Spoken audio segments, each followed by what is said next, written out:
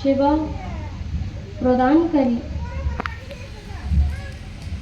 ভাগবত জ্ঞান প্রদাতা, अस्मदीय परमाराध्य श्री गुरुदेव अष्टोत्तर शत श्रीमद् भक्ति शंकर तीर्थ गोस्वामी गुरु महाराजेर अभय चरण कमले असंख्य कोटि दंडवत प्रणाम निवेदन करे ताहार अहित कृपा प्रार्थना करी।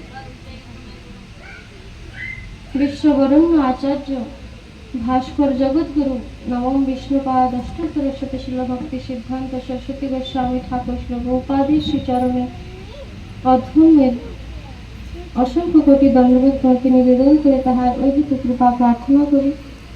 तत्पश्चात श्री नवकुंज धाम आचार्य श्रीपाद विनय दास बाबाजी महाराजेर अभय चरण कमले असंख्य कोटि दंडवत प्रणाम जानाई।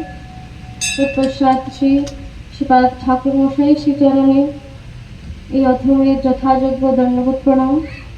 তৎপশ্চাৎ এখানে উপস্থিত সমস্ত মাতৃবৃন্দ বৈষ্ণববৃন্দ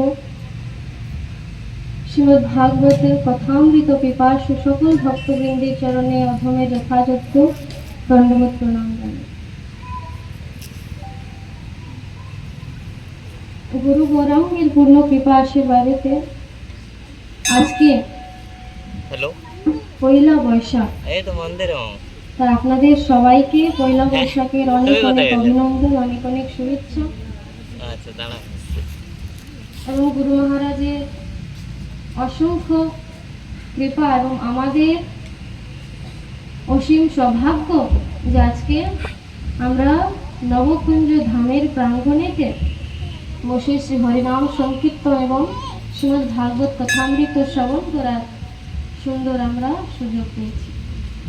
তা আজকে হচ্ছে পয়লা বৈশাখ। তো আমাদের যারা বৈষ্ণব এবং নানা যে শ্রী রাধা গোবিন্দ মন্দির রয়েছে বা নিজের বাড়ির মধ্যে আজকে এই পয়লা বৈশাখের দিনের থেকে জলধারা আরম্ভ হয়, বৃন্দা দেবীকে জলধারা প্রদান হয়। আপনারা দেখতেই পাচ্ছেন পেছনে যেভাবে জলধারা প্রদান হচ্ছে। আর শুধু বৃন্দা দেবীকে নয়, এই বৈশাখ মাসে জীব জন্তু ছাল পান করে, মানে এই মাসে জল দানে অনেক পুণ্য ফল হয়। তুমি যে কোনো জীবকে জল দান করো তার থেকে অনেক পুণ্য ফল লাভ হয়, কারণ বৈশাখ মাসে গ্রীষ্ম আরম্ভ হয়। আর দেখতেই পাচ্ছেন আপনারা এখানে বসে কি রকমের প্রচন্ড গরম। তাই প্রতিটি জীবকে এবং বিশেষ করে বৃন্দার মহারানীকে আজকের থেকে জলধারা আরম্ভ হয় পুরো বৈশাখ মাস। তাই গুরু গৌরাঙ্গের পূর্ণ কৃপা আশীর্বাদ যে আজকে আমরা পয়লা বৈশাখের দিনে এখানে হরিনাম কথা শ্রবণ, হরিনাম সংকীর্তন করার জন্য আমরা এখানে উপস্থিত হয়েছি। বোঝা হচ্ছে না, গুরু বৈষ্ণবের কৃপা ছাড়া এই সুযোগ লাভ করা যায় না। এখানে প্রত্যেকে যারা উপস্থিত রয়েছেন নিশ্চয়ই গুরু গৌরাঙ্গের এবং গোবিন্দর অনেক কৃপা রয়েছে বলে আজকে এখানে উপস্থিত হতে পেরেছি আমরা। আর আমরা ভাগবত কথামৃত শ্রবণ করছি, ভগবানের নাম শ্রবণ করছি। মানে পয়লা বৈশাখের দিনে তো আমি 1 জানুয়ারিতে এখানে পাঠ করেছিলাম, অনেক ভিড়, অনেক মানে ভক্ত এখানে এসেছিলেন, কিন্তু পয়লা বৈশাখের দিনে অত বেশি ভক্ত নেই। আমরা নিজের যেটা মানে কর্তব্য পালন করা সেটা আমরা পালন করি না, কিন্তু 1 জানুয়ারির দিনে প্রচুর ভক্ত এবং যারা এখানে উপস্থিত রয়েছে তাদের উপরে গোবিন্দর অনেক শুভেচ্ছা, অনেক কৃপা এবং গুরুদেবের অনেক কৃপা, যারা এখানে আজকের দিনে এসে হরিনাম কথা শ্রবণ করছে। যেহেতু ঠাকুর মশাই আমাকে আদেশ করেছেন বলে আজকে এই সৌভাগ্য আমি লাভ করতে পেরেছি ওনার কৃপার দ্বারা এবং গুরুদেবের কৃপার দ্বারা, যে যা কিছু আমি একটু পরিবেশন করতে পারি হরি কীর্তন হরি কথা, সেটা আমার সৌভাগ্য। তার দ্বারা যদি আমার থেকে কোনো ভুল ত্রুটি হয়ে থাকে নিজের সন্তান হিসাবে আমাকে ক্ষমা করবেন। তাই এসো আমরা কথার মধ্যে আরম্ভ করি। পরীক্ষিত মহারাজকে 7 দিন ভাগবত কথামৃত শ্রবণ করিয়েছিল এবং একদিনের মধ্যে, একদিনও না, কয়েক 2 ঘন্টার মধ্যে যদি বলা হয় ভাগবত কথা শ্রবণ করবো পুরো, সেটা অসম্ভব, কারণ হরি অনন্ত, হরি কথা অনন্ত। এই জন্য আমরা পুরো ভাগবত কথা তো শ্রবণ করতে পারবো না, ভাগবত তত্ত্ব এবং তার মধ্যে যে জীব শিক্ষা, জীব তত্ত্ব, এই বিষয়ে আমরা শ্রবণ করব। তো বলা হচ্ছে না যে ভাগবত কথামৃততে যদি মহাপ্রভুর গৌর হরির যদি কথা না হয়, তাহলে সেই ভাগবতের মধ্যে কথার মধ্যে রস আসে না। এবং আমাদের অসীম কৃপা ভগবানের যে আমরা ভারতবর্ষতে জন্মগ্রহণ করেছি, এবং ভারতবর্ষতে জন্মগ্রহণ করে আমরা হচ্ছি হিন্দু ধর্মতে সনাতনী। এবং ঝাড়খণ্ড, আমাদের যে ঝাড়খণ্ড গ্রাম আছে, মানে জায়গা, রাজ্য আছে, হচ্ছে অনেক অনেক ঠাকুরের কৃপা, আরো নানা রকমের পবিত্র স্থল রয়েছে, ধাম রয়েছে, কিন্তু তার মধ্যে আমাদের ঝাড়খণ্ড আসে। হচ্ছে কি করে?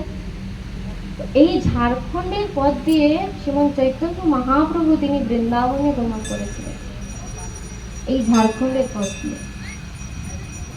কোন জায়গা দিয়ে গিয়েছিলেন কেউ জানেন? আমাদের ঝাড়খণ্ডের মধ্যে একটি জায়গা আছে, কুজু, কুজু বলা হয়। এই সাইডে ওয়েস্ট বেঙ্গল পড়ে না, ঝাড়খণ্ডের মধ্যেই আছে কুজু নামটা, জায়গার নাম। সেইখানে আপনারা যদি মহাপ্রভুর কৃপা হয়, নিশ্চয়ই এখানে যাবেন, দেখবেন এই ঝাড়খণ্ডের পথ দিয়ে শ্রীমন্ত চৈতন্য মহাপ্রভু। এবং আমাদের এই ঝাড়খণ্ডে আছে না, এই ঝাড়খণ্ড এখন অনেকটা অ্যাডভান্স হয়ে গেছে, গাড়ি ঘোড়া, নানা রকমের হাইওয়ে ইত্যাদি সব কিছু বনে গেছে, এখন তৈরি হয়েছে। কিন্তু আগে আমাদের ঝাড়খণ্ড পুরো জঙ্গল ছিল, পুরো জঙ্গল। তো সেই জঙ্গলের পথ দিয়ে শ্রীমন্ত চৈতন্য মহাপ্রভু তিনি বৃন্দাবন যাচ্ছেন। এবং জঙ্গল আছে, নিশ্চয় জঙ্গলের মধ্যে তো নানা রকমের জীব জন্তু থাকবে, সেই বাঘ, পশু, মানে অনেক রকমের পশু, হিরণ, হাতি ইত্যাদি সমস্ত জীব আছে। এবং যখন শ্রীমন্ত চৈতন্য মহাপ্রভু এই পথ দিয়ে যাচ্ছেন, তখন এই জঙ্গলে বলছে যে কোনো জীবকে মহাপ্রভু যখন দর্শন করছে, এটা শ্রী শ্রী চৈতন্য চরিতামৃততে এই লীলা খুব সুন্দরভাবে ব্যাখ্যা করা আছে। তো যেহেতু আমাদের কাছে সময় নেই, তো সূক্ষ্মভাবে আমি একটু শ্রবণ করে পেরিয়ে যাব। তো শ্রীমন্ত চৈতন্য মহাপ্রভু প্রতিটি জীবকে, হাতি, বাঘ, ভালু, হিরণ, হাতি, সমস্ত জীব বলছে আমরা কি বাঘকে দেখে এখন ভয় পাবো না, ভাই কাছে যাব না, আমাদেরকে খেয়ে নেবে, যাবো না আমরা। কিন্তু চৈতন্য মহাপ্রভু প্রতিটি জীবের মধ্যে, বলছে না জীব হচ্ছে নিত্য কৃষ্ণ দাস, প্রতিটি জীবের মধ্যে ভগবান অবস্থান করেন। তো মহাপ্রভু প্রতিটি জীবের মধ্যে, সে জীব জন্তুর মধ্যেও কৃষ্ণকে দর্শন করছে, এবং দর্শন করে সেই জীবকে বলছেন হরি বল, কৃষ্ণ বল, হরি কথা বল।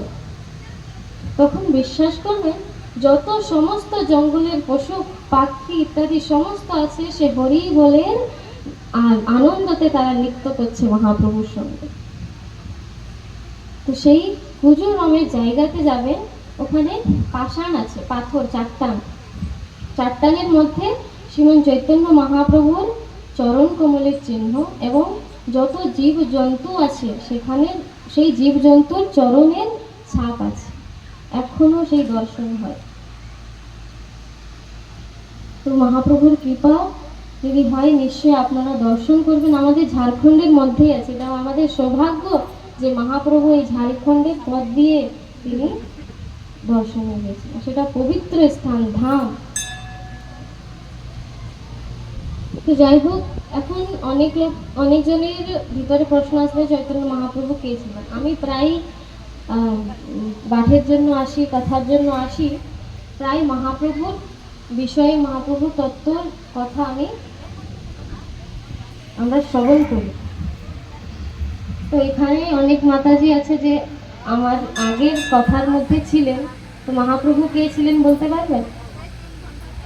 হরি বল, হরে কৃষ্ণ। মহাপ্রভু কে ছিলেন গো? অনেক দুঃখের বিষয়, আমি প্রায় যতবার আসি গৌর হরির তত্ত্বর বিষয়ে আমি বলি, না হয় আরম্ভে বা অন্ততে আমি নিশ্চয়ই একবার বলি। মহাপ্রভু হচ্ছেন কে? স্বয়ং রাধা কৃষ্ণের মিলিত রূপ। তিনি ভক্ত রূপে এসে আমাদেরকে শিখিয়ে গেছেন যে কৃষ্ণ কিসে সন্তুষ্ট হন, কৃষ্ণকে আমরা কিভাবে লাভ করতে পারব। তিনি হচ্ছে সাক্ষাৎ রাধা কৃষ্ণের মিলিত রূপ শ্রীমন চৈতন্য মহাপ্রভু। এখন আমাদের ভিতরে প্রশ্ন আসবে, চৈতন্য মহাপ্রভু কেন এসেছিলেন, কি কারণ ছিল এখানে আসা? তো দুটো কারণ ছিল মহাপ্রভুর, একটা বাহ্য কারণ, একটা অন্তরঙ্গ কারণ। শ্রী চৈতন্য চরিতামৃতিতে শ্রীল কৃষ্ণদাস কবিরাজ গোস্বামী পাদ তিনি বর্ণনা করেছেন, বাহ্য কারণ ছিল কি যুগে যুগে যুগ ধর্ম প্রচারের জন্য ভগবান অবতীর্ণ হন। এবং অন্তরঙ্গ কারণ কি ছিল? যে রাধা রানীর প্রেমের মহিমা কি সেটাকে প্রকাশ করার জন্য মহাপ্রভু এসেছিলেন। শ্রীকৃষ্ণ চৈতন্য মহাপ্রভু রূপে এই কলিযুগে তিনি আবির্ভূত হয়েছিলেন। এই জন্য ওনাকে বলা হয় কলিযুগ পাবন অবতারী। এই কলিহত জীবকে উদ্ধারের পথ নিয়ে গেলেন, যে আমরা এই মানুষের জীবনটাকে সৎ পথে আধ্যাত্মিক পথে কিভাবে এগিয়ে কৃষ্ণকে লাভ করতে পারবো, কিভাবে কৃষ্ণের সেবা করতে পারবো। তো নৃসিংহদেব ভগবান হচ্ছেন সত্যযুগে আবির্ভূত হয়েছিলেন। শ্রী রামচন্দ্র ভগবান ত্রেতা যুগে আবির্ভূত হয়েছিলেন। শ্রী কৃষ্ণচন্দ্র ভগবান দ্বাপর যুগে আবির্ভূত হয়েছিলেন। এবং শ্রী গৌরচন্দ্র ভগবান কলিযুগে আবির্ভূত হয়েছিলেন। তো এখন আমরা বলতে পারি যে কলিযুগের এখন শাসনকর্তাকে শ্রী গৌরচন্দ্র ভগবান শ্রীমন চৈতন্য মহাপ্রভু। ব্রজেন্দ্র নন্দন যেই শচীসুত হইল সেই বলরাম হইল নিতাই। ব্রজেন্দ্র নন্দন যেই শচীসুত অর্থাৎ শচী মাতার পুত্র, সুত অর্থাৎ পুত্র, কে? শচী নন্দন গৌরহরি। যিনি ব্রজেন্দ্র নন্দন তিনি গৌরহরি মহাপ্রভু রূপে তিনি আবির্ভূত হয়েছিলেন। এবং কি বলছেন? বলরাম হইল নিতাই। যিনি বলরাম মহাপ্রভু তিনি হয়ে নিত্যানন্দ প্রভু রূপে আবির্ভূত হয়েছিলেন শ্রীকৃষ্ণকে লীলায় সাহায্য করার জন্য।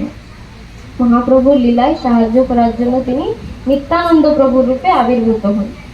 তো এটা যদি মানুষ জানতে পারে, বুঝতে পারে, তাহলে হচ্ছে আমাদের জীবনটা সার্থক হয়ে যাবে। যদি আমরা এই কথা বুঝতে পারি যে কলিযুগের শাসনকর্তা, কলিযুগের ভগবানকে শ্রী গৌরচন্দ্র ভগবান। কিন্তু অনেক দুঃখের বিষয় যে মহাপ্রভুর বিষয়ে প্রচারই নেই, মহাপ্রভুর বিষয়ে জানা নেই। অনেক অনেক যে বৈষ্ণব ভক্ত থাকে তারাই মহাপ্রভুর বিষয়ে জানে। মহাপ্রভু হচ্ছেন সাক্ষাৎ কলিযুগের পাবন অবতারী, সাক্ষাৎ কলিযুগের ভগবান হচ্ছেন শ্রীমন চৈতন্য মহাপ্রভু। চৈতন্য মহাপ্রভুর বিষয়ে কেউ জানে না। এই জন্য আমি বিশেষভাবে ভাগবত কথামৃততে মহাপ্রভুর বিষয়ে আমি শ্রবণ করি।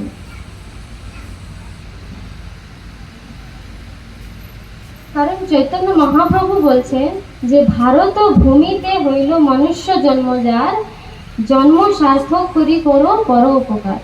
বলছে না যে মনুষ্য ভারত ভূমিতে, বলছে ভারত ভূমিতে যারা জন্মগ্রহণ করেছেন তার মধ্যে কি যদি সনাতন ধর্মতে এবং বলছে অত্যন্ত বিরল মানুষ আছে যারা বলছে ভারত ভূমিতে, ভারতবর্ষে মনুষ্য জন্ম গ্রহণ করেছে। বলছে অতি দুর্লভ, এই মনুষ্য জীবন তো অতি দুর্লভ, কিন্তু যদি ভারত ভূমিতে জন্ম হয়েছে সেটা আরো অতি দুর্লভ।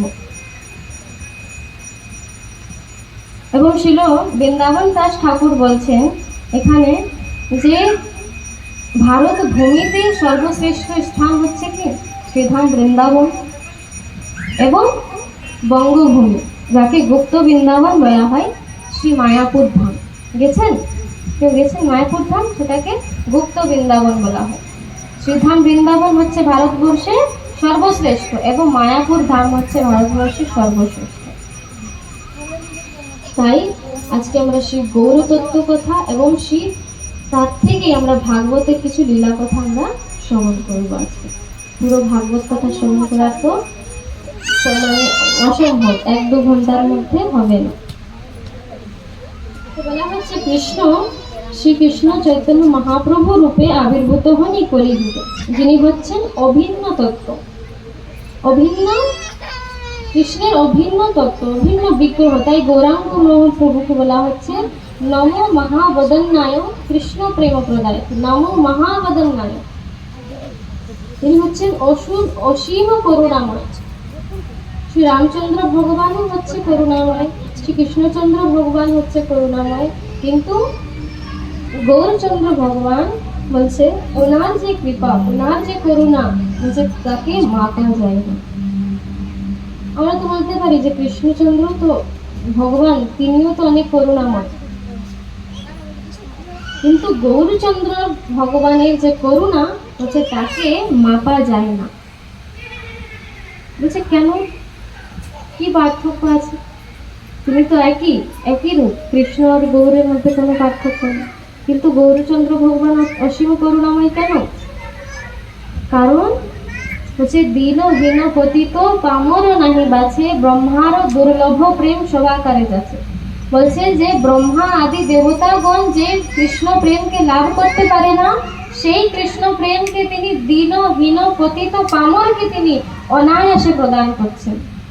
তিনি কোনো দেখছেন না যে ওই ভক্ত মানে নিজ জাতি, মানে কোন ফুলের কোন জাতি বা কেমন সে।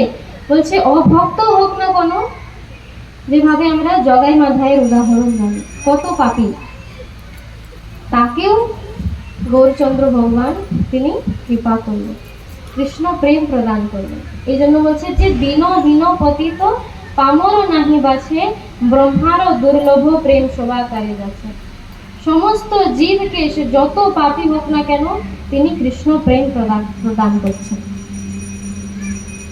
তো যেভাবে আমাদের কলিহত আমরা জীব, আমরা জানি শ্রীমদ্ ভাগবতমের মধ্যে প্রথম স্কন্ধের মধ্যেই বর্ণনা আছে যে ধর্মের 4টি স্তম্ভ, 4টি পা আছে। 4টি পা কি কি? দয়া, সত্য, তপ এবং শৌচ। এই 4টি ধর্মের স্তম্ভ আছে, শ্রীমদ্ ভাগবতের ব্যাখ্যা আছে এই কথা। আমরা কলিহত জীব এই ধর্মের 4টি পাকে 4টি পাপের দ্বারা নষ্ট করছি। 4টি পা কি কি? 4টি পাপ করছি কি যে আমরা এই 4টি ধর্মকে নষ্ট করছি? তো বলছে যে আমিষ আহারের দ্বারা দয়া নষ্ট হয়। যে আমিষ আহার করে থাকেন তার ভিতরে, তার হৃদয়ের মধ্যে দয়া থাকে, কোনো জীবের প্রতিই থাকবে না যে আমিষ আহার করে থাকে। অতঃপর তার ভিতরে কাম, ক্রোধ, লোভ, মদ, মাৎসর্য ইত্যাদি প্রবেশ করে। তো যখন কাম, ক্রোধ, লোভ, মোহ, নির্দয়া আদি থাকবে, সেখানে কি কৃষ্ণ বাস করবে? হ্যাঁ, সম্ভব আছে, তারাও শুদ্ধ ভক্ত হবে। কি করে?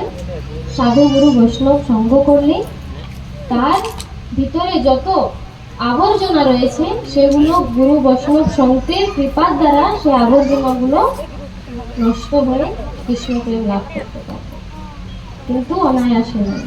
যতক্ষণ না গোবিন্দ কৃপা করবেন তাকে সন্ত লাভ করার জন্য, ততক্ষণ কি শুদ্ধ ভক্ত হতে পারবে না। তো বলছে যে আমিষ আহারের দ্বারা দয়া নষ্ট হয়। জুয়া আদি যে খেলে তার দ্বারা সত্য নষ্ট হয়। জুয়া আদিতে নানা রকমের ছলনা, খেল যেটাকে বলা হয়, সত্যতা নষ্ট হয়ে যায়। নেশার মাধ্যমে তপস্যা নষ্ট হয় এবং অবৈধ জনসংঘ, তার মাধ্যমে শৌচ নষ্ট হয়ে যায়, আমাদের যে স্বচ্ছতা আছে সেটা নষ্ট হয়ে যায়। তাই এইভাবে বলছে আমিষ আহার, নেশা, জুয়া এবং অবৈধ জনসংঘের মাধ্যমে কলিযুগের মানুষ ধর্মের 4টি স্তম্ভকে নষ্ট করছে। তো ধর্ম কোথায় রইল আর? যখন আমরা এই রকমের পাপ কার্য আদি করে যদি আমরা ধর্ম নষ্ট করছি, তাহলে ধর্ম থাকবে? কিছুতেই থাকবে না। তো যখন শ্রীমান চৈতন্য মহাপ্রভু দেখলেন যে কলিহত জীবে এমন করুণ অবস্থা, তিনি এই কলিহত জীবকে উদ্ধারের জন্য, তাদের কল্যাণের জন্য তিনি আবির্ভূত হলেন এবং আমাদেরকে কি প্রদান করলেন? হরে কৃষ্ণ মহামন্ত্র প্রেম ধন তিনি আমাদেরকে প্রদান করে গেলেন। তাই কলিযুগ হচ্ছে অধমের যুগ, অধর্মের যুগ। কলিযুগকে অধর্মের যুগ বলা হয়। আর যত বছর অধপতিত জীব আছে বিভিন্ন ব্রহ্মাণ্ডে, সবাই একসঙ্গে এসে কলিযুগে জন্মগ্রহণ করেছে। আমরা বিভিন্ন লোকের থেকে, হয়তো কেউ স্বর্গলোকের থেকে এসেছে, কেউ নরকের থেকে এসেছে এই মর্তলোকে। বলছে কি করে? যেভাবে দেখবেন বড় বড় মল, বড় বড় দোকানগুলোতে স্টক মাল রাখা থেকে সেগুলো এক্সপায়ারি হতে যায়। এক্সপায়ারি হয়ে গেলে তারা কি করে? সেলে দিয়ে দেয় 50% ডিসকাউন্ট, 20% ডিসকাউন্ট, এইভাবে ডিসকাউন্ট করে করে সেই রিজেক্টেড যে সামানগুলো থাকে 100% ডিসকাউন্ট। বলছে অনায়াসে লাভ করা যায়, কোনো পয়সার প্রয়োজন নেই। বলছে শুধু নাম নিলেই উদ্ধার হয়ে যাবে। আরো অন্যান্য যুগেতে তপস্যা, যজ্ঞ, ধ্যান, এরকমের কঠিন কঠিন তপস্যা করতে হতো ভগবানকে লাভ করার জন্য। কিন্তু আমাদেরকে ভগবান বলেছেন কলিযুগের জীবকে 100% ডিসকাউন্ট। বলছে শুধু নাম নিলেই উদ্ধার হয়ে যাবে। এখন অনেক ভক্তের চিত্তে প্রশ্ন আসে যে আমরা নাম করি কিন্তু নামের মধ্যে রুচি নেই। আমরা কি যে কোনো স্থানে নাম করতে পারি?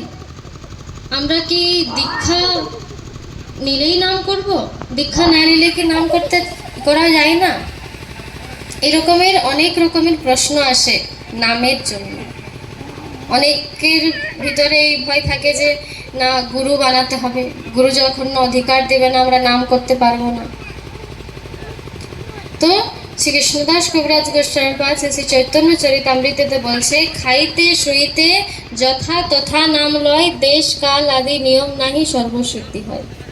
বলছে খাইতে শুইতে যেখানে তুমি খাচ্ছ, ঘুমাচ্ছ, তুমি শৌচের মধ্যে বসেও তুমি ভগবানের নাম গ্রহণ করতে পারবে। অনেকজন বলে যে না, শুদ্ধ নাম আমরা যে কোনো স্থানে, এঠো জিহ্বার মধ্যে আমরা নাম নিতে পারবো না। বলছে না, এই জন্য তো শ্রীমান চৈতন্য মহাপ্রভু আমাদেরকে শাস্ত্রের আদেশ, শাস্ত্র জ্ঞান দিয়ে গেছেন যে খাইতে শুইতে যথা তথা নাম লয়। কোনো সিদ্ধি মানে বলছে কি দেশ কাল নিয়ম নাহি সর্বশুদ্ধি হয়। সর্ব জায়গায় তুমি যে কোনো অবস্থায় আছো আমরা নাম নিতে পারি। ভগবানের হরে কৃষ্ণ মহামন্ত্র নাম আমরা যে কোনো জায়গায় জাপ করতে পারি। এবং হ্যাঁ, এখন তো অনেকেই দেখবেন কাউন্টার আছে, কাউন্টারে অনেক নাম করে, রাধা রাধা নাম করে, হরে কৃষ্ণ মহামন্ত্রর নাম করে। বলছে হ্যাঁ কাউন্টারে করো, কিন্তু এই যে জাপের মালা হয়, অনেকজন দেখবে নিজের মনের থেকে না নাম জাপ করতে হয়, তো জাপের মালা থাকলে ভালো, তো নিজে নিজেই বাজারের থেকে সেই নামের মালা নিয়ে তারা জাপ করতে লাগে। বলছে এইটা করা চলবে না। কেন? তো বলছে নাম হচ্ছে ভগবানের ধন। নাম হচ্ছে যে শ্রীমন চৈতন্য মহাপ্রভু আমাদেরকে নামরূপী ধন প্রদান করেছেন। তো এই ধনকে যদি আমরা অনায়াসে কারো আজ্ঞা না নিয়ে আমরা যদি নিজের থেকে করতে আরম্ভ করি, মানে মালার উপরে বলছি, এমনিতে করতে পারো, কিন্তু মালার উপরে দেখবেন অনেকজন করে হরিনাম হয় না, দীক্ষা হয় না, তারা নাম করছে, এমনি মালা জাপ করছে। বলছে এইটা করা চলবে না, কারণ নাম হচ্ছে ভগবানের ধন, এবং যেটা আমরা নিজের থেকে করছি সেটা হচ্ছে ভগবানের নামকে চুরি করা। তো বলছে অধিকার কে দিবেন? তো গুরুদেব। যতক্ষণ না গুরুদেব আমাদেরকে সেই নাম জপের মালার মধ্যে আমাদেরকে অধিকার দিবেন না, ততক্ষণ জাপ মালাতে আমরা নাম নিতে পারবো না। এমনি কাউন্টার, এখন বাজারের মধ্যে কাউন্টার পাওয়া যায়, সেই কাউন্টারেতে নাম জপ করো। এমনিতে কিছু কাজ করছো বাড়ির, নাম জপ করো, কিন্তু মালার মধ্যে যতক্ষণ না গুরুদেব আজ্ঞা করেন, যতক্ষণ না গুরুদেব আদেশ দেন, ততক্ষণ মালার মধ্যে নাম দেওয়া যাবে না। সেটা হচ্ছে ভগবানের নামকে চুরি করা। কিন্তু শ্রীমন চৈতন্য মহাপ্রভু বলছে যে কোনো অবস্থায় যে কোনো স্থানে নাম লো। এবং অনেক লোকের প্রশ্ন থাকে যে নাম করছে কিন্তু নামে রুচি আসছে না। তো যদি শুদ্ধভাবে আমরা নাম না করি তাহলে কি আমরা ভগবানকে লাভ করতে পারবো না? তো শ্রীমদ্ ভাগবতমেতে বলছে যে যেভাবে অগ্নির প্রকৃতি কি, আপনি জেনে বুঝেও যদি তাকে ছুবে তাহলে তোমার হাত জ্বলে যাবে, অজানাতেও যদি তুমি ছুবে তোমার হাত জ্বলবে। তো অগ্নির প্রকৃতি কি হচ্ছে? তাপ, তোমাকে জ্বালাবে। তুমি যে কোনো অবস্থায় তুমি তাকে ছুঁয়ো তোমাকে জ্বালাবে। ঠিক সেইভাবে নাম হচ্ছে, নামের কার্য হচ্ছে কি জীবের কল্যাণ করা। তুমি অরুচিতে করো, রুচিতে করো, বা তুমি হাসি মজাকে করো, বা কাউকে তুমি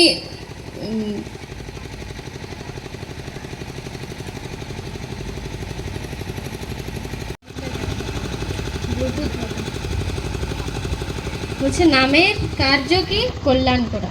আমরা যে কোনো অবস্থায় নিই, হাসি মজাকে নিই, ইয়ার্কি করে নিই, বা কাউকে মজাক উড়ানোর জন্য আমরা যদি নাম নিচ্ছি হরে কৃষ্ণ, অনেক হরে কৃষ্ণ করছে, বা রাস্তার মধ্যে চলে যাচ্ছি তিলক কণ্ঠী ধারণ করে কয়েকটি জন এসে বলছে রাধে রাধে, মানে ইয়ার্কি করেও যদি বলছে, আমাকে দেখে যদি তার মুখে রাধা নাম আসলো তাহলে তাহলে ভেবে দেখুন যে তোমার কত কৃপা হবে ভগবানের। রাধে রাধে রাধে। হয় যে নামেতে রুচি অনেকবারও আসে না, যদি সেবা অপরাধ হয়ে যায়, যদি বৈষ্ণব অপরাধ হয়ে যায়, যদি নাম অপরাধ হচ্ছে আমাদের থেকে, তাতেও আমাদের নামের মধ্যে রুচি আসবে না। তাহলে কি করতে হবে? না, সাধু গুরু বৈষ্ণবের সঙ্গ করতে হবে, যার দ্বারা আমাদের হৃদয়ের মধ্যে যত মলিনতা, যত আবর্জনা রয়েছে সেগুলো পরিষ্কার হবে, এবং নিশ্চয়ই শ্রীকৃষ্ণের নামের প্রতি রুচি আসবে। এবং রুচিতে একটা নাম এবং অরুচিতে হাজারটা নামের সমান আছে। যদি তুমি রুচিতে এবং শুদ্ধভাবে, শুদ্ধ সত্যভাবে কৃষ্ণর একটাও যদি নাম করছো, সে হাজার নামে তুলনা, একটা নামে তোমার উদ্ধার করবে। এই জন্য শ্রী ভাগবত মহাপুরাণেতে নামের অনেক গুণমহিমা, যেখানে অজামিল উপাখ্যানের বর্ণনা আছে, অজামিলের কথার ব্যাখ্যা আছে।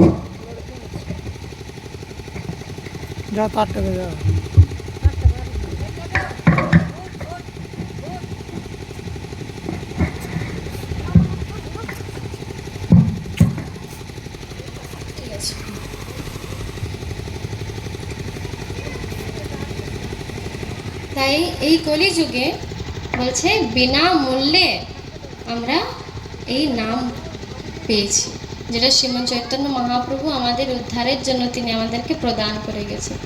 এই জন্য আমরা ভাবতেই পারি যে শ্রীমন চৈতন্য মহাপ্রভু কত করুণাময়, তার করুণাকে মাপা যায় না। তো মহাপ্রভুর কেমন করুণা একটা আমরা কথার দ্বারা আমরা শ্রবণ করব। তো করুণা হচ্ছে ভগবানের একটি বিশেষ গুণ। যদি ভগবানের মধ্যে করুণা না থাকে তাহলে আমাদের নতুন জীবের কোনো দশা, মানে দুর্গতি হয়েই যাবে। ভগবানের মধ্যে হচ্ছে করুণা একটা বিশেষ গুণ, কিন্তু আমরা এই জগতে হচ্ছে দয়া কারো ভিতরেই হচ্ছে আমাদের হৃদয়টা কঠোর, মানে এত কঠোর হয়ে গেছে কারো মধ্যে দয়া যদি আমাদের হৃদয়ে দয়া নেই, শুদ্ধতা নেই, তাহলে কি আমরা ভগবানকে লাভ করতে পারবো? আমাদের হৃদয়টা এত কঠিন কেন, এত কঠিন কেন হয়ে গেছে? সে রাধে বলছে পাষাণ হলে গলে যেত, কিন্তু এই হৃদয় পাষাণ গলল না। আপনারা যারা যারা পুরী ধাম গেছেন, সেখানে গম্ভীরা নামের একটি জায়গা আছে, দেখেছেন? দর্শন হয়েছে গম্ভীরা, যেখানে শ্রীমন চৈতন্য মহাপ্রভু তিনি অন্তিম লীলা করেছিলেন। গম্ভীরা, যেখানে পাষাণগুলোর মধ্যে শ্রীমন চৈতন্য মহাপ্রভুর শ্রীঅঙ্গের ছাপ রয়েছে। বলছে কি করে? শ্রীঅঙ্গের চরণ ছাপ তো আমরা দর্শন করেছি, কিন্তু শ্রীঅঙ্গের ছাপ আমরা কি করে বলবো? তো বলছে নামের প্রতাপে, নামের প্রভাবে মহাপ্রভু এমন চেতনা অবস্থায় রাধা নাম করত, কৃষ্ণ নাম করত, সেই নামের প্রভাবে বলছে সেই পাষাণগুলো গলিত অবস্থায় হয়ে গেল, সে পাষাণও গলে গেল। এই জন্য বলছে যদি পাষাণ হতো গলে যেত, হৃদয় পাষাণ গলল না রে। এই মনুষ্য জীবের যে হৃদয়, শ্রী শিল প্রভুপাদজি বলছেন আমাদের হৃদয়টা একটা স্পেশাল প্রোডাক্ট দিয়ে তৈরি রয়েছে। কি প্রোডাক্ট? আমাদের হৃদয়টা হচ্ছে স্টেনলেস স্টিল, হয় না? স্টেনলেস স্টিল, যেটা গলানো অসম্ভব। তা আমাদের হৃদয়টাও ঠিক সেই রকম। বলছে কেন এত কঠিন, এত কঠোর?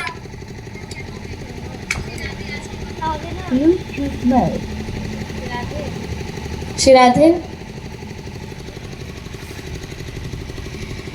তো শিল প্রভুপাদজি বলছেন আমাদের হৃদয়টা হচ্ছে স্টেনলেস স্টিল দিয়ে তৈরি, অনেক কঠোর, অনেক কঠিন। বলছে কেন এত কঠোর কেন হয়ে গেছে? বলছে মারতে মারতে মারতে মারতে আমাদের হৃদয়টা এত হিংসাপরায়ণ হয়ে গেছে, এত কঠোর হয়ে গেছে, যার উপরে যত আমরা নাম করছি কিন্তু নামের প্রভাব আর হচ্ছে না। বলছে মারতে মারতে কেন? বলছে প্রথমে আমরা মশা মাছি মারি, তারপর মুরগি মারি, তারপর ছাগল মারি, তারপর গাভী মারি, তারপর নিজের গর্ভের সন্তানকেও মারি। এবং আমরা মনে করি যে আমরা খুব আধুনিক হয়ে গেছি। প্রথমে মশা মাছি হত্যা করছে, বলে কিছু তো নেই, কীট পতঙ্গ আদি মেরে দিচ্ছি, পিঁপড়ে আদিকে মেরে দিচ্ছি, তারপর উপরে যে জীবকে আমরাকে পরের পর মেরে যাচ্ছে। বলছে মারতে মারতে মারতে মারতে আমাদের হৃদয়টা এত কঠোর হয়ে গেছে, এত কঠিন হয়ে গেছে, বলছে নামেরও প্রভাব আর হচ্ছে না। বলছে অন্যান্য যুগে যত রাক্ষসরা থাকতো, অসুরেরা থাকতো, বলছে অসুরেরাও গর্ভের সন্তানকে বধ করতো না। অন্যান্য যুগেতে তারা অপেক্ষা করত যে শিশু জন্ম নোক, তারপর আমি তাকে বধ করব, কিন্তু গর্ভের শিশুকে হত্যা করতো না অন্যান্য যুগে অসুররা।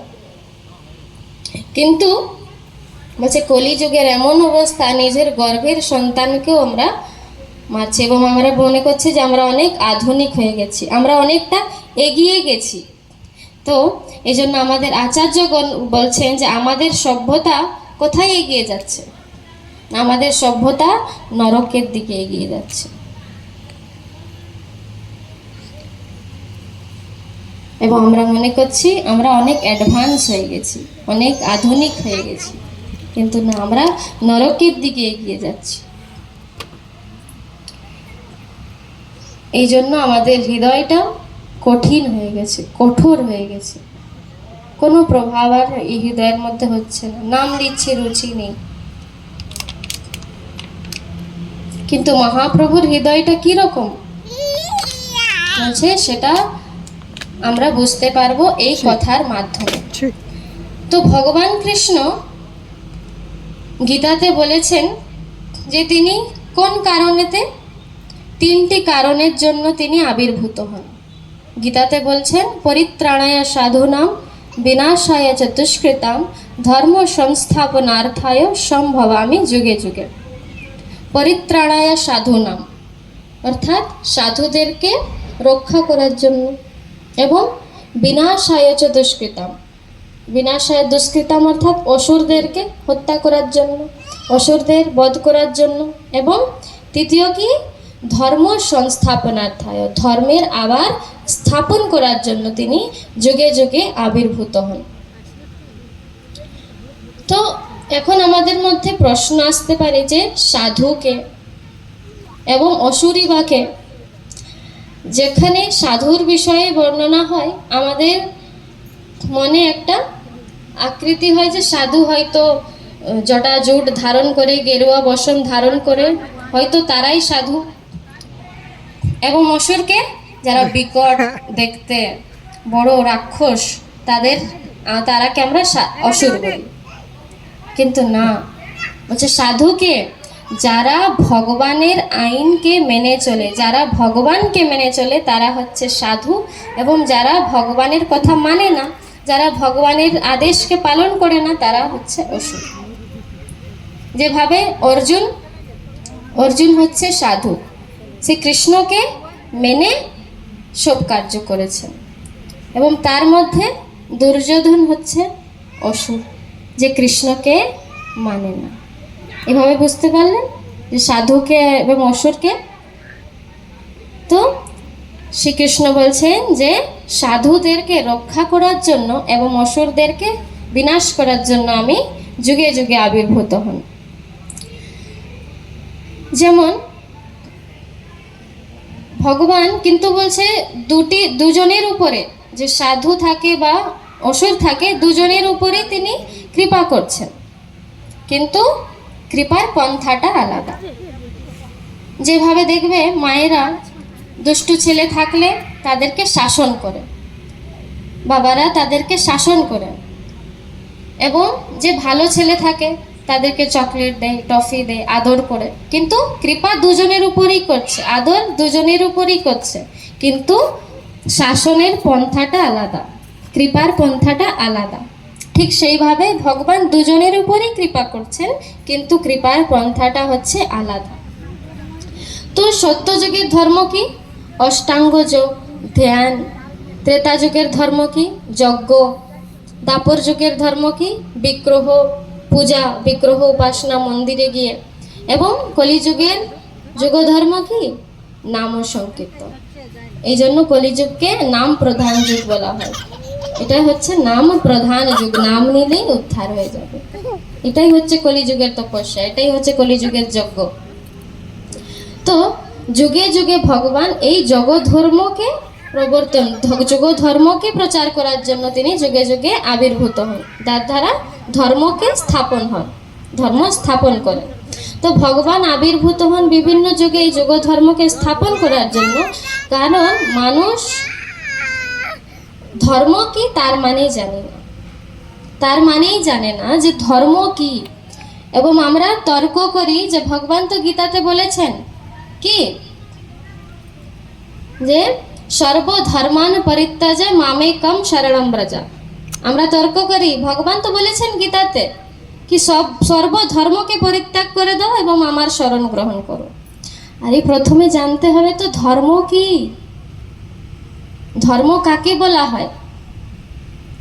গরিব দুঃখীকে বস্ত্র দান করা, গরিব দুঃখীকে অন্ন দান করা, খাদ্য পদার্থ দান করা, এটা ধর্ম? এটা ধর্ম নেই। এটা হচ্ছে দু প্রকারের ধর্ম, একটা শরীরের ধর্ম হয়, একটা আত্মার ধর্ম হয়। তো আমরা যে মনে করি না আমরা যে শরীর, বলছে এটা ছলনা, এটা হচ্ছে মায়া দেবীর ছলনা। ধর্ম মানে হচ্ছে ভগবানকে সেবা করা, ধর্ম মানে হচ্ছে ভগবানের সেবায় নিজেকে নিযুক্ত রাখো, এটা হচ্ছে ধর্ম। যেভাবে বললাম না, দু প্রকারের হয় ধর্ম, একটা শরীরের ধর্ম এবং একটা আত্মার ধর্ম। এবং আমরা বলি আমাদের যে এই শরীর রয়েছে, আমরা এই শরীরকে কেন্দ্র করে নানা রকমের যত কার্য করছি। শরীরের কার্য কি? ভয়, মৈথুন, নিদ্রা, আহার, এই চারটা হচ্ছে শরীরের ধর্ম। আহার, নিদ্রা, ভয়, মৈথুন, এটা হচ্ছে শরীরের ধর্ম। এবং আত্মার ধর্ম কি? না, ভগবানের সেবা করা। ভগবান গীতাতে বলছেন দেহিনো यस्मिन यथा देहे कौमारम यौवनम जरा तथा देहांतरे प्राप्ति धीर तत्र न मुह्यते। দেহের প্রকৃতি কি? এই দেহটা কৌমার অবস্থা হবে, ধীরে ধীরে যৌবন হবে, তারপর জরা অর্থাৎ বৃদ্ধ অবস্থা লাভ করবে। যখন এই শরীর আমাদের জর্জর হয়ে যাবে, তখন এই শরীরের নাশ হবে, মৃত্যুর লাভ করব আমরা। শরীর তো নষ্ট হয়ে গেল, কিন্তু আত্মা নষ্ট হলো? আত্মা তো নষ্ট হলো না, আত্মা কিছুতেই নষ্ট হয় না। গীতাতে বলেছে নৈনম ছিন্দন্তি শস্ত্রাণি নৈনম দহতি পাবকা নৈচনম ক্লেদয়ন্তাপো না শোষয়তি মারুতা। আত্মাকে না শস্ত্রের দ্বারা কাটা যায়, না আগুনের দ্বারা জ্বালানো যায়, না হাওয়ার দ্বারা শুকানো যায়। আত্মার উপরে কোনো প্রভাব হয় না। আমাদের এই শরীরটা যৌবন হয়, কমার হয়, বৃদ্ধ হয়ে মৃত্যু হয়ে যায়, কিন্তু এই আত্মা কি তারপর নতুন দেহ ধারণ করে। যেভাবে আমরা পুরনো বস্ত্রকে ত্যাগ করে নতুন বস্ত্র ধারণ করি, ঠিক সেইভাবে আত্মা প্রকৃতি হচ্ছে এই, যখন এই শরীরটা আমাদের বৃদ্ধ হয়ে যাবে, শেষ হয়ে যাবে, সে আবার নতুন দেহ ধারণ করবে। আত্মাটা তো শেষ হচ্ছে না আমাদের। তো আমাদের আসল পরিচয় কি? জীবের স্বরূপ কি? জীব হচ্ছে সাক্ষাৎ মতলব নিত্য কৃষ্ণ দাস, এবং আত্মার সঙ্গে পরমাত্মার মেল আছে। এবং আমরা কি ভাবি, এই শরীরটা আমরা পুরো ডেন্টিং পেন্টিং শরীরে করতে ব্যস্ত আছি, কিন্তু আমরা জানছি না এই শরীরটা আর থাকবে না। আমাদের আসল হচ্ছে আত্মা। তো আমরা কেন আত্মাটাকে শুদ্ধ করছি না? তো আমরা মনে করছি যে শরীরের ধর্মটাই আসল ধর্ম, কিন্তু না। তো ভগবান গীতাতে বলছেন সর্বধর্মান পরিত্যাজ্য। এখানে কোন ধর্মকে পরিত্যাগ করতে বলছে ভগবান? ভগবান বলছে সেই শরীরের ধর্মকে ত্যাগ করো। শরীরের ধর্ম কি বললাম? কি বললাম গো? শরীরের ধর্ম কি বললাম? আমি এখনই বললাম চারটা: আহার, নিদ্রা, ভয়, মৈথুন। এটা হচ্ছে শরীরের ধর্ম। এবং আত্মার ধর্ম কি? ভগবানকে সেবা করা। তো ভগবান এখানে যে গীতাতে বলছেন, আমরা শুধু একটা শ্লোক ধরে বসে থাকি, কিন্তু আগে বা তারপরে কি কি শ্লোক ভগবান বলেছেন সেটাকে আমরা বলি না, কারণ আমরা তর্কবাদ, তর্ক করার জন্য মানে এখনই প্রস্তুত। কিন্তু তার আগে কি আছে, ভগবান কি বলেছেন, তার পেছনে কি বলেছেন, তার পরের শ্লোকে কি বলছে, সেটা আমরা জানতেও চাই না। তর্ক করছি যে ভগবান তো ধর্ম ত্যাগ করতে বলছে। আরে কি ধর্ম, সেটাকে তো জানতে হবে। তো ভগবান এখানে বলছেন সেই শরীরের ধর্মকে ত্যাগ করো এবং আত্মার ধর্মকে স্মরণ করে আমার শরণাগতি হও। ভগবান এই কথা গীতাতে বলেছেন। এখন আর তো প্রশ্ন আসবে না যে কি ভগবান তো ধর্মকে ত্যাগ করতে বলেছে। এখন বুঝতে পারছো কি ভগবান কি ধর্মকে ত্যাগ করতে বলছেন? যে দেহের সঙ্গে সম্পর্ক চিত্ত যত ধর্ম রয়েছে সেই ধর্মকে ত্যাগ করে আত্মার ধর্মকে সঙ্গে নিয়ে ভগবানের চরণে শরণাগতি নিতে হবে। ঠিক আছে? তো ভগবানের চরণে শরণাগতি, ভগবানের সেবা, এটাই হচ্ছে আত্মার ধর্ম। এটাকে বলা হচ্ছে আত্মার ধর্ম। শরীরের ধর্ম নেই। শরীরের ধর্ম হচ্ছে আহার, নিদ্রা, ভয়, মৈথুন, যেটা সমস্ত জীব করে। আবার জীব পশু পাখি আছে আমাদের থেকে আরো এক্সপার্ট এই করার জন্য। আহার, নিদ্রা, ভয়, মৈথুন আমাদের থেকে এক্সপার্ট আছে যত জীব জন্তু আছে। তো মনুষ্য দেহ লাভ করেছি, কিছু তো ভগবান আমাদের উপরে কৃপা করেছেন বলে আমরা মনুষ্য দেহ লাভ করেছি, এবং এটাকে আমরা জীবজন্তু কীট পতঙ্গের মতন আহার, নিদ্রা, ভয়, মৈথুন করেই নষ্ট করে দিচ্ছি। এই মনুষ্য জীবনের মূল্য আমরা আর বুঝতে পারলাম না, শুধু নষ্ট করছি।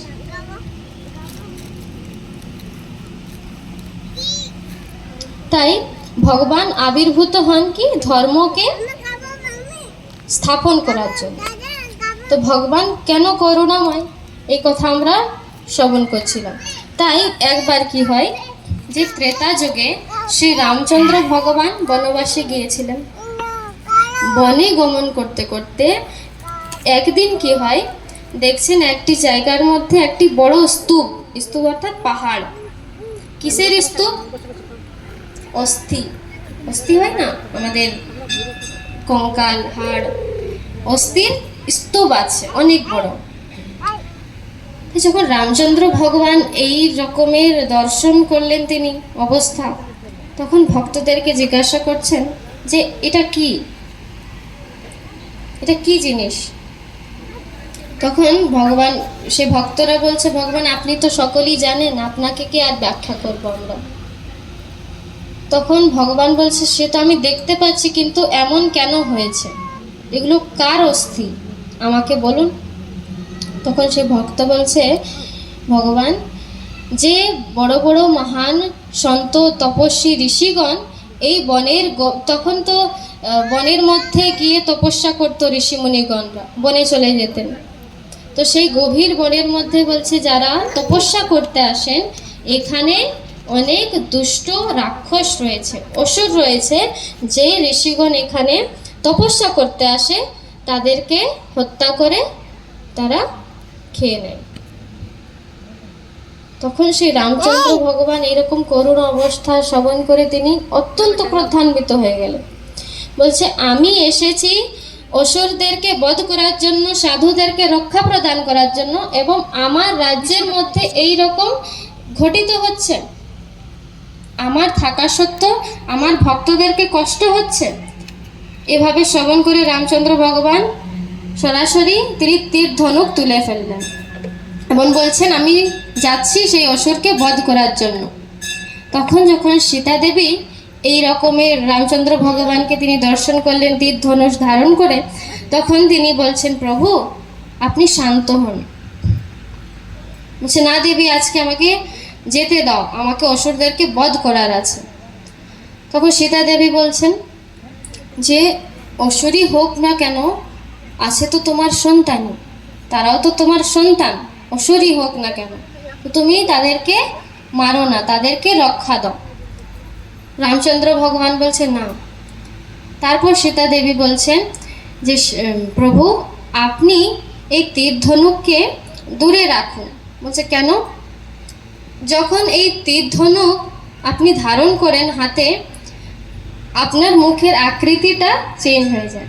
যেভাবে মায়েরা দেখলে যখন ছেলেরা খুব ভালোভাবে থাকে তাদেরকে আদর করে ট্রফি দেয়, তাই তো, কিন্তু যখন দুষ্টামি করুক না, আবার বেলনা নিয়ে দুর্গা মায়ের রূপ ধারণ করে নেবে, করবে তো মায়েরা, তো আবার মুখের আকৃতিটা চেঞ্জ হয়ে যায়। ঠিক সেইভাবে যখন শ্রী রামচন্দ্র ভগবান অত্যন্ত ক্রোধান্বিত হয়ে গেছে, তীর ধনুষ যখন ধারণ করেছে, ভগবানের মুখের আকৃতি চেঞ্জ হয়ে গেছে, ক্রোধের আকৃতি হয়ে গেছে। তখন সীতা দেবী বলছে, ভগবান তোমার মধ্যে এই মুখের আকৃতি ভালো লাগছে না, এই তীর ধনুককে তুমি সাইডে রেখে দিন। তখন তিনি বলছেন যে রাক্ষসী হোক না কেন, সে তো সন্তান, আপনারই সন্তান। তখন শ্রী রামচন্দ্র ভগবান বলছে, হে দেবী, আমাকে ক্ষমা করবেন, এই লীলাতে, রামচন্দ্র লীলাতে আমি তোমার কথা রাখতে পারবো না। আমি যখন দাপর যুগে কৃষ্ণ অবতার নিয়ে আসব, তোমার এই কথা আমি রাখবো, কিন্তু আমাকে এই রাক্ষসকে বধ করতেই হবে, কারণ আমি কথা দিয়েছি, আমি প্রতিশ্রুতি দিয়েছি যে আমি সাধুদেরকে রক্ষা প্রদান করব এবং অসুরদেরকে বিনাশ করব। তখন সীতা দেবী মৌন হয়ে যায়, আচ্ছা ঠিক আছে, দাপর যুগ আসুক। তো এভাবে রামচন্দ্র লীলা সমাপন হলো এবং কৃষ্ণ লীলাতে কৃষ্ণচন্দ্র আবির্ভূত হন এবং দাপর যুগে গোকুলেতে কৃষ্ণ আবির্ভূত হয়েছেন। তো আপনারা জানেন যে গোকুলের মধ্যে যখন কৃষ্ণ আবির্ভূত হন, তখন মাত্র 6 দিন বয়স, কৃষ্ণের 6 দিন বয়স, এবং 6 দিন বয়সের থেকে কৃষ্ণ অসুরদেরকে মারতে আরম্ভ করছে এবং মারতে মারতে মারতে, এবং সে কংস মামা অনেক কৃপাময়, কৃষ্ণকে ছোটবেলার থেকেই মারার তিনি প্রয়োজন করছেন, নানা রকমের অনেক অনেক অসুরকে তিনি পাঠিয়েছেন কৃষ্ণকে বধ করার জন্য গোকুলে। এখন যখন কৃষ্ণের মাত্র 6 দিনের বয়স, তখনের থেকে অসুরকে হত্যা করছে এবং কোনো অস্ত্র শস্ত্র নেই, এমনি হাতের দ্বারাই তিনি সব অসুরকে বিনাশ করছেন।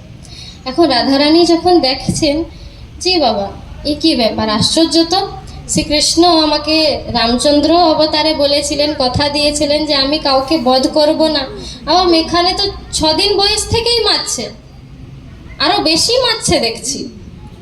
তখন সেই রাধারানী গিয়ে বলছেন যে প্রভু, আপনি তো আমাকে বলেছিলেন যে আপনি কোনো অসুরকে বধ করবেন না, তাহলে এমনি কেন করছো?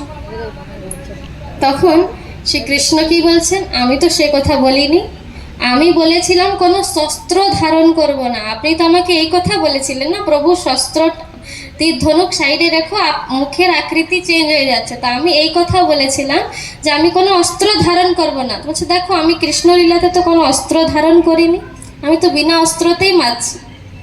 তখন রাধারানী মাথায় হাত নিয়ে নেয়, বলছে এই মানুষটাকে সামলানো যাবে না। কথার চাতুরতা, কথার চঞ্চলতার মধ্যে বলছে কৃষ্ণকে সামলানো যাবে না। তো বলছে দেখো আমি তো সবাইকে অস্ত্র ছাড়া মারছি, এবং বৃন্দাবনে কৃষ্ণ যত অসুরের বধ করেছে সেখানে কোনো অস্ত্র ধারণ করেন না। একবার অস্ত্র ধারণ করেছিলেন কুরুক্ষেত্রের ক্ষেত্রে, তিনি সুদর্শন চক্র ধারণ করেছিলেন, কিন্তু বাকি কোনো লীলার মধ্যে কৃষ্ণ লীলার মধ্যে কোনো অসুরকে কোনো অস্ত্র দিয়ে তিনি বধ করেন না। আপনিও দেখবেন যে 6 মাত্র বয়সে প্রথম অসুর কে ছিল? ভাগবত কথা শ্রবণ করেছেন না মায়েরা? প্রথম অসুর কে ছিল যে কৃষ্ণকে বধ করতে এসেছিল? বলুন। পুতনা রাক্ষসী। 8 মাইল লম্বা চৌড়া, 8 মাইল আমরা কল্পনা করতে পারবো না। তো কংস মামার কৃপায় প্রথম যে রাক্ষসী ছিল কে? পুতনা রাক্ষসী। তো এখন পুতনা রাক্ষসী এসেছে কৃষ্ণকে বধ করার জন্য, এবং কি করে বধ করবে? স্তনের মধ্যে বিষ মিশিয়ে। তো এখন যখন এসেছে, আমরা কি করি? ভগবানকে যখন ভোগ নিবেদন করি তখন হয়তো ডাল রুটি দিয়েছি, দুধ রুটি দিয়েছি, তো তার সঙ্গে আমরা মনে করি না না কিছু একটু মিষ্টি হলে ভালো হয়, তো একটা সঙ্গে সঙ্গে আলাদা ভোগ দিই, মিষ্টি বা গুড়, এভাবে আমরা কিছু কিছু অন্যান্য ভোগ দিই কৃষ্ণকে। তো ঠিক সেইভাবে পুতনা রাক্ষসী এসেছে ভগবানকে স্তনপান করানোর জন্য, এবং স্তনের সঙ্গে আরেকটা আইটেম কি দিল? বিষ। এখন ভগবান বলছেন যে এই আইটেম দিয়ে আমার কাজ চলবে না, আমি নিজের থেকে একটা অ্যাড করতে চাই। তো কি অ্যাড করলো ভগবান? পুতনার প্রাণবায়ু। ভগবান প্রথমে কি করলেন? স্তনপান, দুগ্ধ পান করলেন, তারপর বিষ পান করলেন, এবং তারপর পুতনার প্রাণবায়ুকেই তিনি পান করে নিলেন। তো ইনি হচ্ছে ভগবান, এই জন্য ইনি হচ্ছে ভগবান। কোনো অস্ত্র শস্ত্রর প্রয়োজন নেই, সেখানে সঙ্গে সঙ্গে পুতনা রাক্ষসী সেখানেই শেষ। এই হচ্ছে ভগবান। এবং এই যে কলিযুগের অবস্থা, এখানে তো দাঁড়ে দাঁড়ে ভগবান ঘুরছে, অনেক ভগবান, এবং আমরা এমন মানুষ যে তার উপরে বিশ্বাসও করে ফেলি। আমাদের এমন অবস্থা। তারা হয়তো সংসারকে ত্যাগ করেছেন ভগবানকে লাভ করার জন্য, কিন্তু যখন দেখছে যে ভগবানকে লাভ করা অনেক কঠিন, তখন তারা কি করছে? নিজেই ভগবান হয়ে যাচ্ছে। এই হচ্ছে কলিযুগের অবস্থা। এবং আমরা বিশ্বাসও করে নিচ্ছি এরকম ভগবানের মধ্যে। কিন্তু কৃষ্ণ হচ্ছে সাক্ষাৎ ভগবান, কোনো এমনি রেডিমেড ভগবান নয় তিনি। তো কৃষ্ণকে যখন এইভাবে বলছে রাধারানী যে তুমি এইভাবে কেন মারছো, তো কৃষ্ণ যখন উত্তর দিয়েছে রাধারানীকে যে আমি তো এই কথা বলিনি, আমি তো বলেছিলাম কোনো অস্ত্র ধারণ করব না। তো কৃষ্ণ বলছে, রাধারানী বলছেন যে এই মানুষটাকে সামলানো যাবে না। কথার চাতুরিতায় বলছে কৃষ্ণকে পারা যাবে না। তখন রাধারানী ভাবছে যদি এইভাবে চলতে থাকে তাহলে হবে না। বলছে এই দশাকে পরিবর্তন করার জন্য আমাকে হস্তক্ষেপ করতে হবে। রাধারানী এইরকম মনে ধারণ করলেন। ভেবে তখন রাধারানী কি করলেন? শ্রীকৃষ্ণের হৃদয় অন্তঃকরণে আবিষ্ট হলেন, কৃষ্ণচন্দ্র ভগবান হয়ে গেলেন শ্রী গৌর সুন্দর ভগবান। বলে শ্রীমন চৈতন্য মহাপ্রভু কি। যখন শ্রীমতী রাধারানী শ্রীকৃষ্ণের হৃদয়ে আবির্ভূত হলেন, রাধারানী হচ্ছেন করুণার মূর্তি, রাধারানী হচ্ছে কৃপাময়, করুণাময়, এই জন্য রাধারানীকে বলা হয় করুণাময়। যখন রাধারানী কৃষ্ণের হৃদয়েতে আবির্ভূত হলেন, তখন কৃষ্ণ হয়ে গেলেন গৌরাঙ্গ। গৌরাঙ্গ মানে তার অঙ্গকান্তিটা এবং হৃদয়টা হয়ে গেল রাধারানীর। এবং কৃষ্ণরের দেহটা কৃষ্ণর, কিন্তু তার মধ্যে যে হৃদয়টা হচ্ছে রাধারানীর এবং অঙ্গকান্তিটা হচ্ছে রাধারানীর। এই জন্য গৌরাঙ্গ মহাপ্রভু হচ্ছে গৌর সুন্দর, গৌরাঙ্গ। এই জন্য গৌরাঙ্গ বলা হয়, কারণ রাধারানী হচ্ছে গৌরাঙ্গী, তপ্ত কাঞ্চন্য গৌরাঙ্গী। এই জন্য গৌর সুন্দর হয়ে গেল গৌরবর্ণের, কৃষ্ণ হয়ে গেলেন গৌরবর্ণের, কারণ রাধারানীর অঙ্গকান্তি নিয়ে তিনি আবির্ভূত। এই জন্য বলছে তিনি হচ্ছেন কৃষ্ণ, কিন্তু রাধা ভাব দ্যুতি সুবলিতম নমি কৃষ্ণ স্বরূপম। বলছে ভাবটা হচ্ছে রাধারানীর, কিন্তু এই জন্য তিনি এই কলিযুগে গৌরাঙ্গ রূপ নিয়ে তিনি আবির্ভূত হয়েছে। তো কলিযুগের বলছে অসুরদেরকে মারার সিস্টেমটা নষ্ট হয়ে গেছে। অন্যান্য যুগে অনেক অসুরদেরকে ভগবান বিনাশ করেছেন, দাপর যুগে অনেক অসুরকে মেরেছেন, কোনো অস্ত্র শস্ত্র নেই। তো বলছে কলিযুগেও অসুর আছে। অসুর কে বলুন তো? কলিযুগের অসুর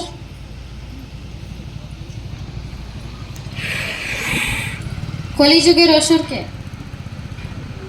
তো বলা হচ্ছে যে সত্যযুগে অসুররা এবং ভক্তরা অন্যান্য আলাদা আলাদা লোকে বাস করত। যেমন ভক্তরা স্বর্গলোকে, অসুররা নরকলোকে, এভাবে অন্যান্য লোকে বাস করত।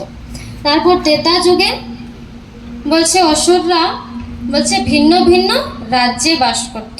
যেমন শ্রী রামচন্দ্র ভগবান অযোধ্যাতে এবং রাবণ লঙ্কাতে। তারপর দাপর যুগে অসুর এবং ভক্ত আরো একটু কাছাকাছি চলে আসলো।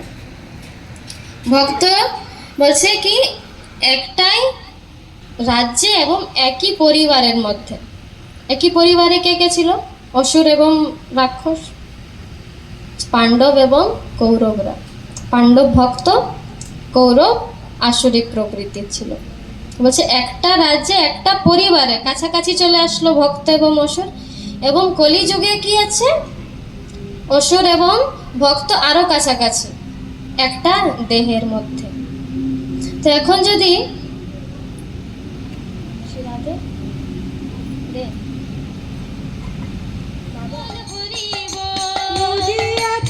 এসেছিলাম হরি বল হরি বল, মহাপ্রভুর মুখের বল হরি বল হরি বল, মহাপ্রভুর মুখে বল হরি বল হরি বল, প্রেমানন্দে বাহু তুলে হরি বল হরি বল, প্রেমানন্দে বাহু তুলে হরি বল হরি বল, রসনাতে বসে আছে হরি বল হরি বল, রসনাতে বসে আছে